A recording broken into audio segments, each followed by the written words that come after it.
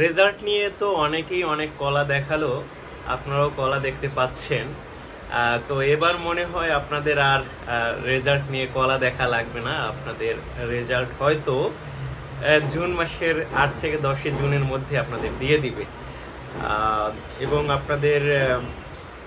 আপনারা কি বিশ্বাস করছেন না?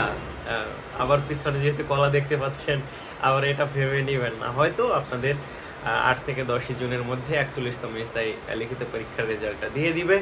এবং আমি বলেছিলাম যে 3000+ টিকানোর সম্ভাবনা, এটার এই সংখ্যাটা আরেকটু বাড়বে, 4 থেকে 5 হাজারও হয়ে যেতে পারে। ঠিক আছে, তো সেক্ষেত্রে এটা আপনাদের জন্য অনেক ভালো একটা বিষয় হতে পারে।